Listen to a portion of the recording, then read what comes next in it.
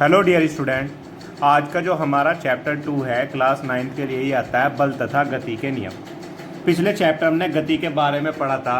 इसके बारे में पढ़ा था गति क्या होती है, गति के प्रकार पढ़े थे। ठीक है, गति क्या थी? जो किसी वस्तु की स्थिति में क्या करती है, परिवर्तन करती है समय के साथ, वो क्या कहलाती है? हमारी गति कहलाती है।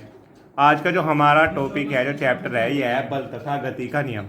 इसका जो सबसे पहला टॉपिक है ये आता है बल। इसको हम इंग्लिश में कहते हैं फोर्स। बल क्या होता है? फोर्स क्या होता है? ठीक है, फोर्स क्या होता है? फोर्स वह बाह्य कारक है, मतलब बल वह बाह्य कारक है जो किसी वस्तु की गति की अवस्था में क्या कर देता है, जो किसी वस्तु की अवस्था में क्या कर देता है, सिंपल सी बात है, परिवर्तन कर देता है। जो किसी वस्तु की अवस्था में क्या कर देता है, परिवर्तन कर देता है, उसे क्या कहते हैं? बल कहते हैं। जैसे हमारे पास ये एक लकड़ी का टुकड़ा रखा हुआ है, ठीक है, ये कब तक रखा रहेगा? जब तक हम इस पर कोई भी बल ना लगाए, मतलब अब तक जब तक इस पर हम कोई फोर्स ना लगाए। तो ये लकड़ी का टुकड़ा है, ये यहीं पर रखा है। अब हमने क्या किया, इसमें एक साइड पर बल लगाया, तो इसकी स्थिति में क्या हो गया है, परिवर्तन हो गया है नहीं? तो इसे क्या कहते हैं? बल कहते हैं, जो हम वस्तु पर लगाते हैं, मतलब जो वस्तु की स्थिति में क्या कर देता है, परिवर्तन कर देता है, क्या कहलाता है? बल कहलाता है। ठीक है, जो बल है बच्चों, बल को हम F से प्रदर्शित करते हैं। किससे प्रदर्शित करते हैं? F से प्रदर्शित करते हैं। ठीक है, और जो बल का मात्रक होता है, बल का मात्रक न्यूटन होता है। बल का क्या मात्रक होता है? न्यूटन। या जो दूसरा मात्रक होता है m के पद्धति में, तो बल का मात्रक होता है किलोग्राम मीटर प्रति किसके? सेकंड स्क्वायर के। ठीक है, तो बल क्या है? बल वह बाह्य कारक है जो किसी वस्तु की स्थिति में क्या कर देता है, परिवर्तन कर देता है। क्या कहलाता है? बल कहलाता है। या प्रयास करता है, स्थिति में परिवर्तन करने का प्रयास करता है। मान लिया तुम दरवाजा है, तुम दरवाजे को बंद करना चाह रहे हो, तो तुम्हें इस पर क्या लगाना पड़ेगा? एक बल लगाना पड़ेगा, और जो उसकी स्थिति है उसमें क्या हो जाएगा, परिवर्तन हो जाएगा। ठीक है, तो बल कहलाता है। बल को हम किससे प्रदर्शित करते हैं? F से, फोर्स से, और जो इसका मात्रक होता है वो क्या होता है? न्यूटन या किलोग्राम मीटर प्रति सेकंड स्क्वायर होता है। ठीक है, अब ध्यान से समझना, मैं बात कर रहा हूँ बल। बल हमारे जो होते हैं दो प्रकार के होते हैं। बल का जो प्रकार होता है, एक तो होता है संतुलित बल। बल कौन कौन से होते हैं? एक तो हमारा होता है संतुलित बल,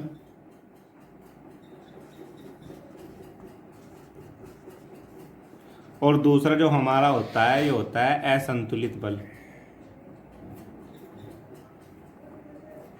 दूसरा कौन सा होता है?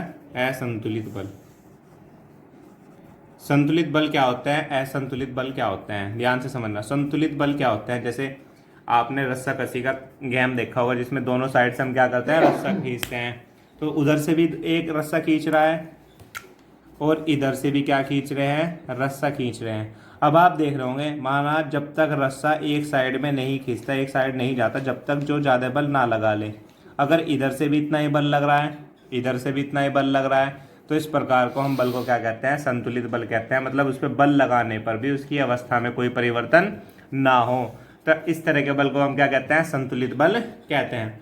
मान लिया ये जो हमने बताया, ये कोई लकड़ी का गुटका है, मैं इसको इधर की ओर खींच रहा हूँ, और कोई और दूसरा व्यक्ति है जो उसको दूसरी ओर इस साइड में खींच रहा है। एक इस साइड में खींच रहा है, दूसरा इस साइड में खींच रहा है।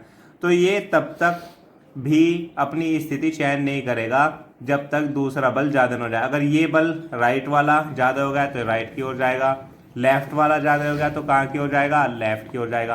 पर अगर दोनों बल लगा रहे हैं तो इसकी अवस्था में कोई परिवर्तन नहीं होगा।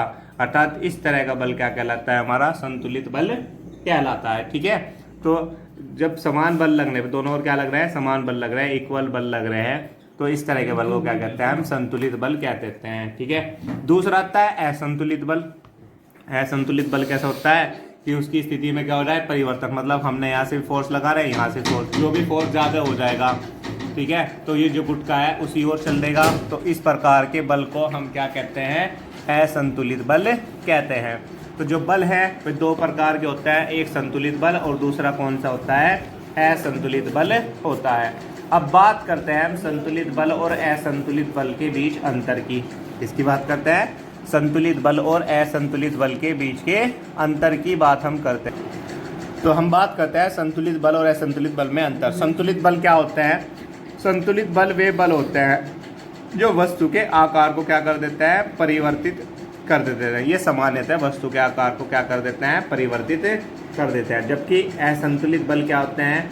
ये बल वस्तु के आकार को परिवर्तित नहीं करते हैं। ठीक है, तो ये तो वस्तु के आकार को परिवर्तित करते हैं, जबकि ये वस्तु के आकार को परिवर्तित नहीं करते हैं।